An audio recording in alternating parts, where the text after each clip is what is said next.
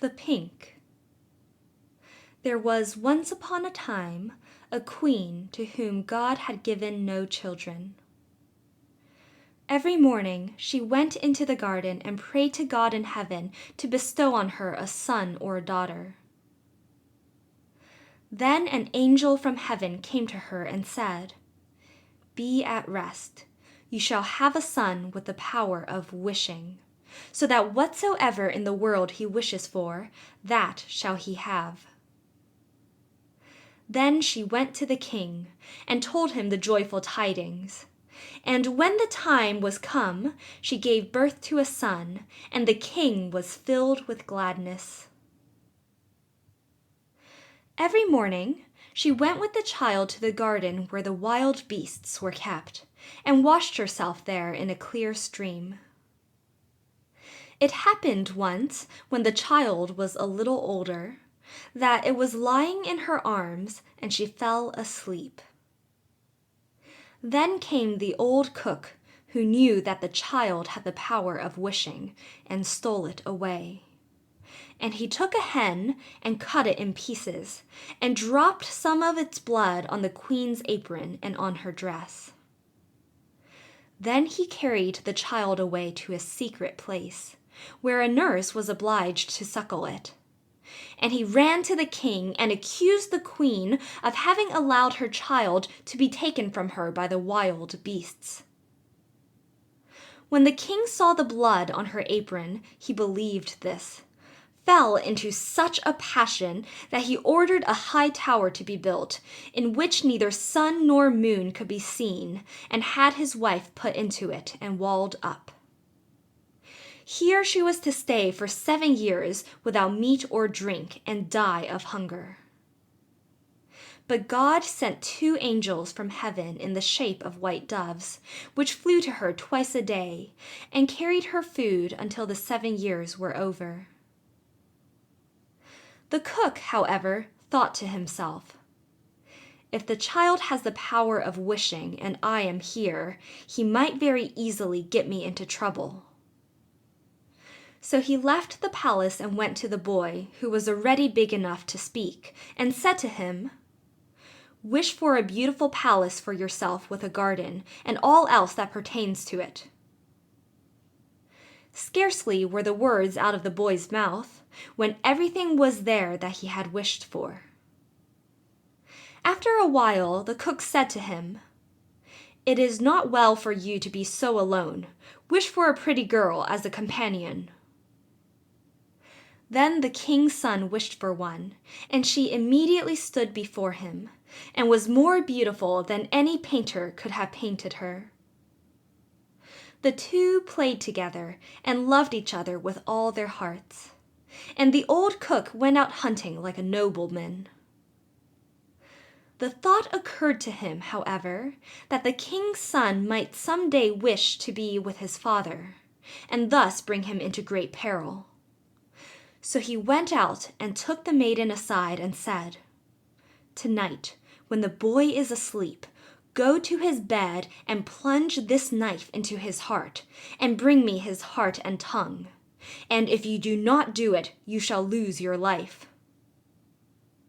Thereupon he went away, and when he returned next day she had not done it, and said, "Why should I shed the blood of an innocent boy who has never harmed anyone?" The cook once more said, "If you do not do it, it shall cost you your own life." When he had gone away, she had a little hind brought to her and ordered her to be killed, and took her heart and tongue and laid them on a plate. And when she saw the old man coming, she said to the boy, "Lie down in your bed and draw the clothes over you." Then the wicked wretch came in and said, "Where are the boy's heart and tongue?" The girl reached the plate to him, but the king's son threw off the quilt and said, "You old sinner, why did you want to kill me? Now I will pronounce thy sentence.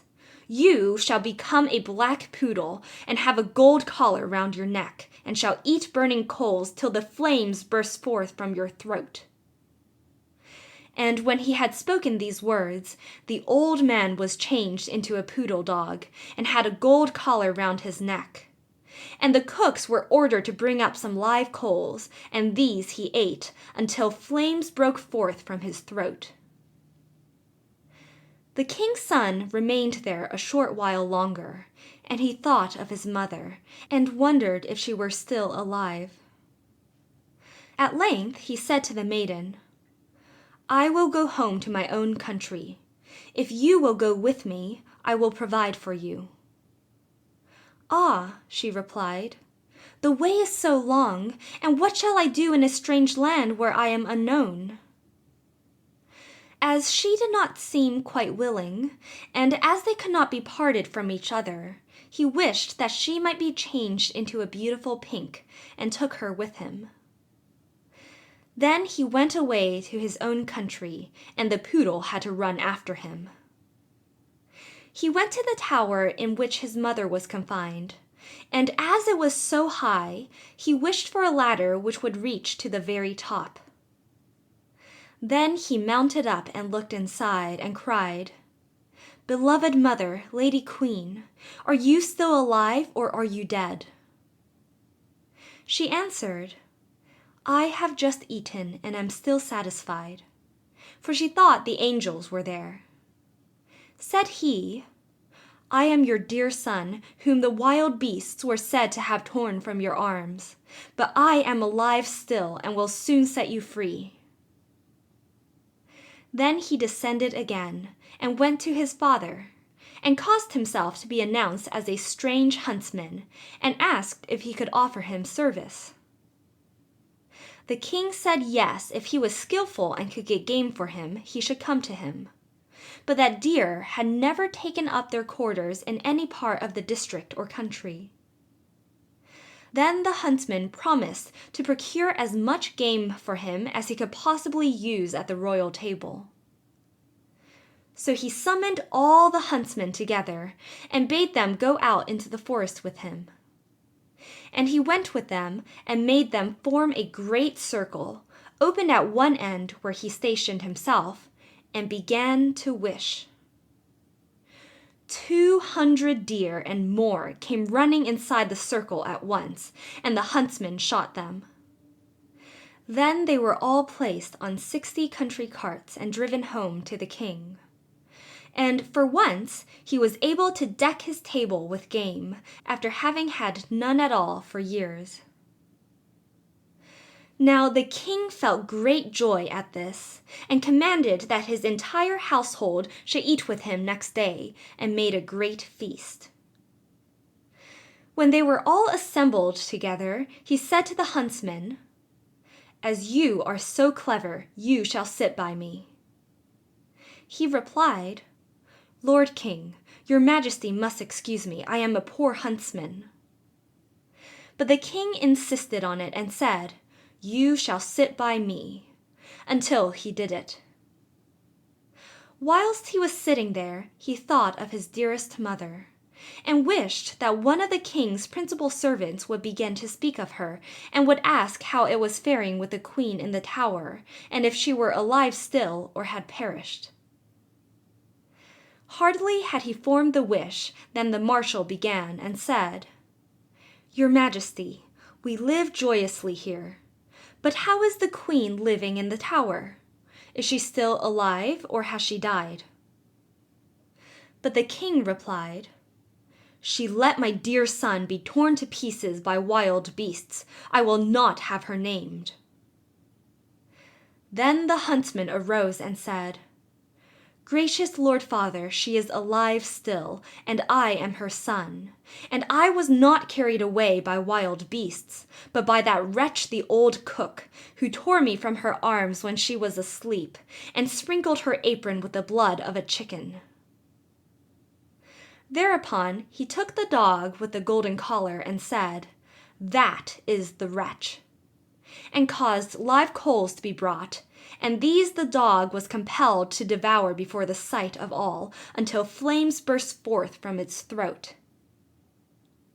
On this, The huntsman asked the king if he would like to see the dog in his true shape, and wished him back into the form of the cook, in which he stood immediately, with his white apron and his knife by his side. When the king saw him, he fell into a passion, and ordered him to be cast into the deepest dungeon. Then the huntsman spoke further and said, "Father, will you see the maiden who brought me up so tenderly, and who was afterwards to murder me, but did not do it, though her own life depended on it?" The king replied, "Yes, I would like to see her." The son said, "Most gracious father, I will show her to you in the form of a beautiful flower." And he thrust his hand into his pocket and brought forth the pink, and placed it on the royal table. And it was so beautiful that the king had never seen one to equal it.